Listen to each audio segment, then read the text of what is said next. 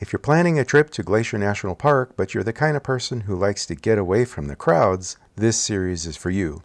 Hey guys, I'm Dan from ShastaBubba Adventures, and Glacier Park is practically my backyard. I've been fortunate to live in the area and explore every corner of the park over nearly 30 years, and I'm going to share with you a list of hikes that you can take in a day and experience outstanding scenery without the overwhelming masses. Today's hike is the Boundary Trail, sometimes called the South Boundary Trail because it follows the southern boundary of Glacier Park. The actual boundary is formed by the middle fork of the Flathead, and the trail travels the country along this wild and scenic river. To access this trail, just after the west entrance to Glacier, but before the actual gateway to the park, turn right on the almost hidden Old River Bridge Road. Drive about 7/10 of a mile and park along the side of the road. There's more parking on the other side of the river if you drive through the staff housing section, but that adds half a mile to the hike. One of the cool things about this hike is that it begins by crossing this historic bridge. Called the Belton Bridge, it was built in 1920, and this was the main access to Glacier Park on the west side all the way up to 1938, when a new bridge was built less than a mile downriver. Then the massive floods of 1964 wiped out that new bridge, but the Belton Bridge survived and was brought back into service and was again the sole access to West Glacier for 2 more years until the latest new bridge was built. Millions of people pass over that new bridge each year and never know this place exists just a short distance upriver. This is a popular place for locals and park staff to hang out in the hottest months of the summer, to lay on the rocks, swim, and even jump off the bridge into the very deep and very cold water. So it wasn't surprising when I was there in May to find a young couple had chosen this spot for their wedding photos. Sorry to pass through, you both look stunning. Thank you.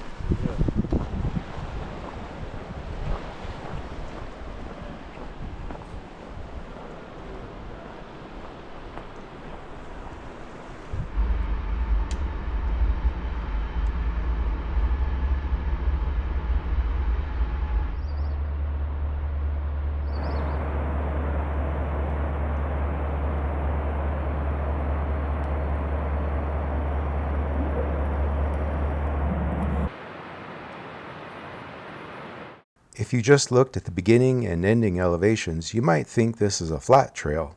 However, like most trails that follow a river, it actually does quite a bit of up and down, which provides for more expansive views, but does add up to over 1,000 feet of cumulative elevation if you go the full 5.5 miles to Lincoln Creek.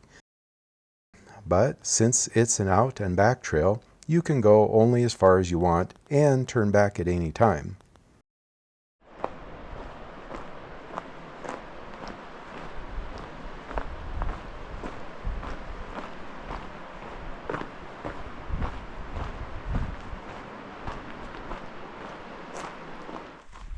So this trail is worth doing just because it's a beautiful, well-maintained trail through a gorgeous forest and following along a wild and scenic river, the middle fork of the Flathead.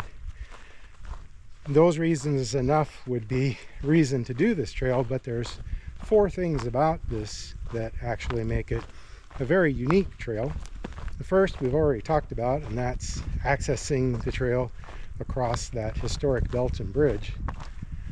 The second thing is that this trail is accessible very early on. I'm here in early May and there's no snow. There probably wouldn't have been snow a month ago, and it'll be another month before the Going to the Sun Road even gets open. The third reason this is a special trail is that you don't actually have to enter the park to access this trail.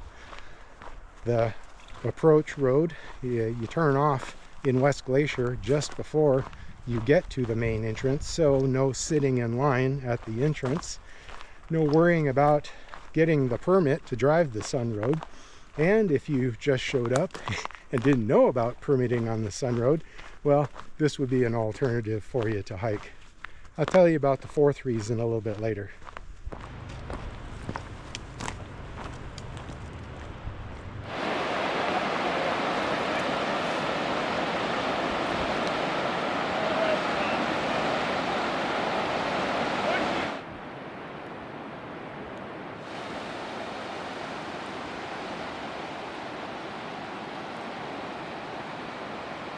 If you happen to see the video I did about pack rafting on the Fisher River with the trains going by,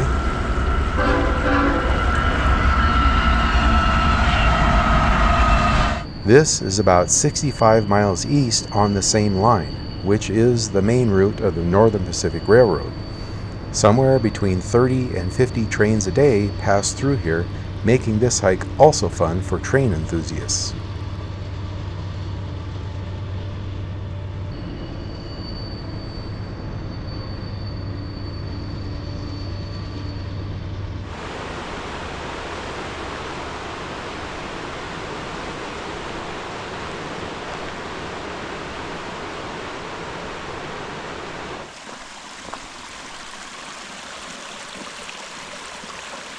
Just over 3 miles in is this lovely spot where you can stop and have yourself a nice picnic lunch. You can scramble down on those rocks and hang out and watch the floaters go by. And I'm pretty sure that in normal levels, when the water gets lower in the summer, there's actually a little sandy beach here.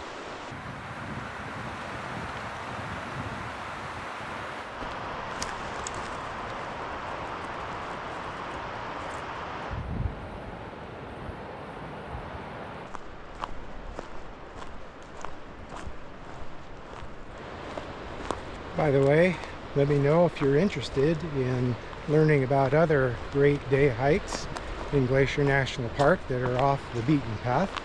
And if you like this video, let me know and I'll make more to introduce you to some of those other trails.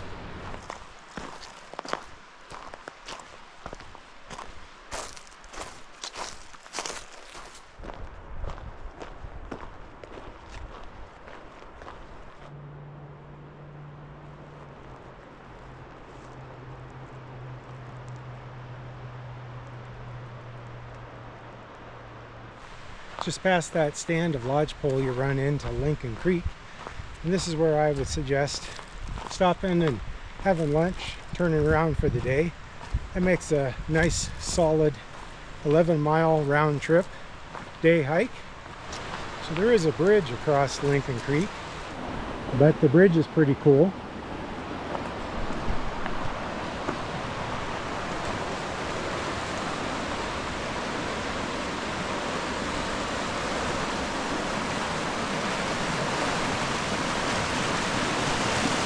It's a little you gotta time your steps just right.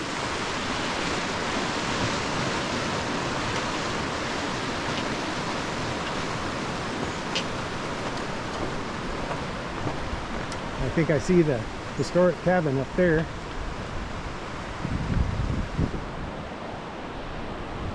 I've been on a lot of swinging bridges and that one is a little more active.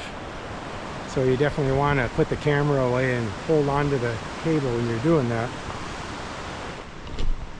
How about this? Pretty neat.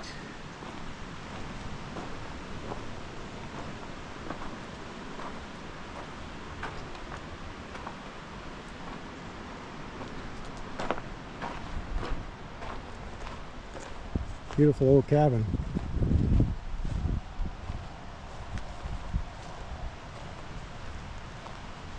So this trail does keep on going up to Lincoln Lake and Harrison Lake, and ultimately you could make a truly epic journey all the way up into the Nyack portion of Glacier National Park, which is also a rarely visited part of the park.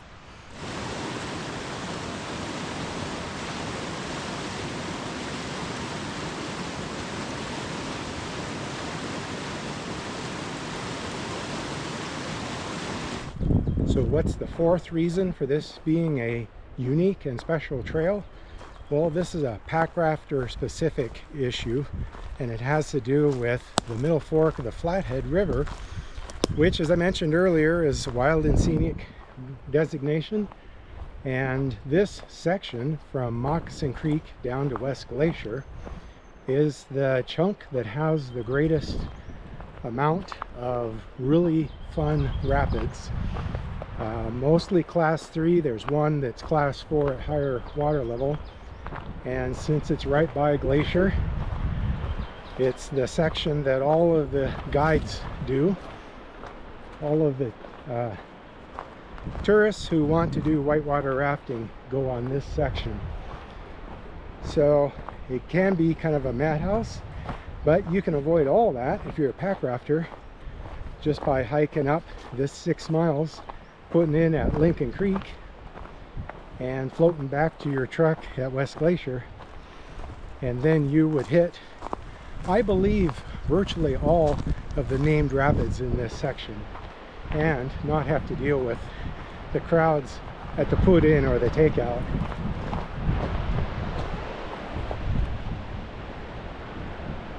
And doesn't that look inviting? Beautiful.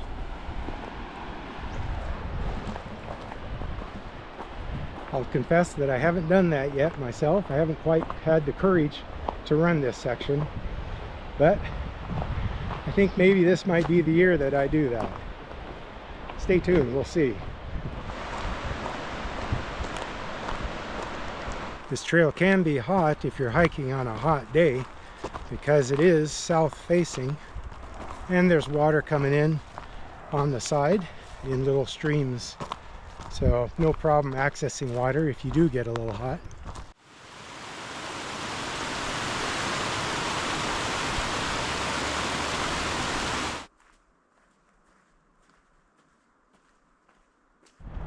You know, on this whole hike, I've only seen one person, and that was a local gal doing a trail run.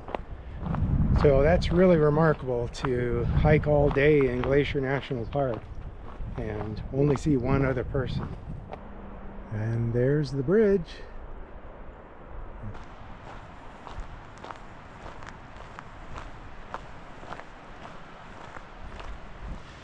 Okay, well, thanks for coming along today. That's it for today. And let me know in the comments if you'd like to see more videos like this. And thanks for coming along. I really appreciate it. I'll see you next time. Take care.